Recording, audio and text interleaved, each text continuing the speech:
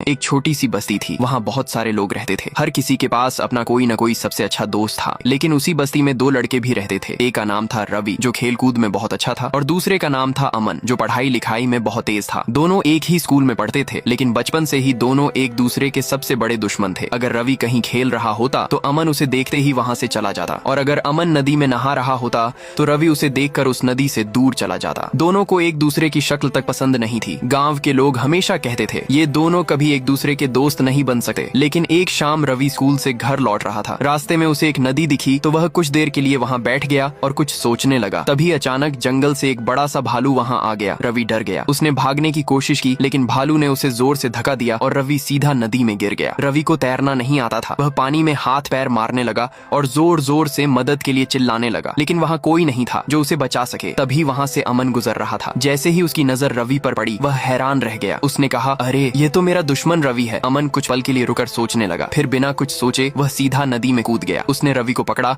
और बाहर खींच कर ले आया। काफी देर तक वह रवि को होश में लाने की कोशिश करता रहा। कुछ देर बाद जब रवि को होश आया तो उसने देखा कि अमन उसके सामने खड़ा है। रवि की आंखों में आंसू आ गए। वह बोला, अमन मेरे भाई, आज अगर तुम नहीं होते तो शायद मैं जिंदा नहीं होता। धन्यवाद। उस दिन के बाद सब कुछ बदल गया। रवि और अमन दोनों एक दूसरे के दोस्त बन गए। दोनों साथ बातें करने लगे। हर सुबह साथ स्कूल जाते, साथ क्रिकेट खेलते और साथ पढ़ाई भी करते। स्कूल के सारे बच्चे हैरान थे। वे कहते, अरे ये दोनों कब से दोस्त बन गए हैं। अब हर सुबह दोनों साथ नदी पर जाते और नहाते। दोनों अपनी जिंदगी में बहुत खुश थे। लेकिन एक सुबह सब कुछ बदल गया। दोनों नदी में नहाकर घर लौट रहे थे। रास्ते में हंसते हुए बातें कर रहे थे। तभी अचानक सामने से एक तेज रफ्तार ट्रक आ गया। अमन ने तुरंत रवि को जोर से धक्का दिया। रवि सड़क के किनारे गिर गया और बच गया, लेकिन अमन और ट्रक की भयानक टक्कर हो गई। अमन बहुत बुरी तरह घायल हो गया। रवि भागकर अमन के पास आया। उसने देखा कि अमन जमीन पर पड़ा हुआ है। रवि रो रो कर उसे होश में लाने की कोशिश करने लगा। फिर वह उसे तुरंत अस्पताल ले गया। रवि डॉक्टर से रोकर बोला, डॉक्टर साहब कृपया, वह मेरा भाई है, उसे किसी भी तरह बचा लीजिए। डॉक्टर ने तुरंत इलाज शुरू कर दिया। पूरा गांव अस्पताल के बाहर खड़ा था। सब दुआ कर रहे थे कि अमन बच जाए। रवि की आंखों से आंसू रुक ही नहीं रहे थे। कुछ देर बाद एक डॉक्टर बाहर आए। उनका चेहरा उदास था। डॉक्टर ने धीरे से कहा, मुझे माफ कर दो, हम तुम्हारे दोस्त को नहीं बचा पाए। अब वह इस दुनिया में नहीं रहा। ये सुनते ही सब लोग सदमे में आ गए। सबकी आंखों में आंसू आ गए। रवि धीरे धीरे अस्पताल के कमरे में गया। उसने अमन को देखा और रोकर बोला, भाई मैंने तुम्हें गलत समझा। तुम कभी मेरे दुश्मन थे ही नहीं, तुम तो मेरे भाई थे। उस दिन रवि और पूरा गांव जोर जोर से रो पड़ा, क्योंकि आज उन्होंने गांव का सबसे अच्छा लड़का खो दिया था। उस दिन के बाद रवि गांव छोड़कर चला गया और कभी वापस नहीं आया। लेकिन आज भी जब कोई अमन की कब्र पर जाता है तो वहाँ फूलों का एक गुलदस्ता जरूर रखा हुआ मिलता है। कुछ लोग कहते हैं रवि आज भी हर शाम वहाँ आता है और रोते हुए कहता है, भाई तुम्हें भूलने की बहुत कोशिश कर रहा हूँ, लेकिन तुम्हें भूल ही नहीं पा रहा, क्योंकि तुम सिर्फ मेरे दोस्त नहीं, मेरे भाई थे। तेरा यार हूँ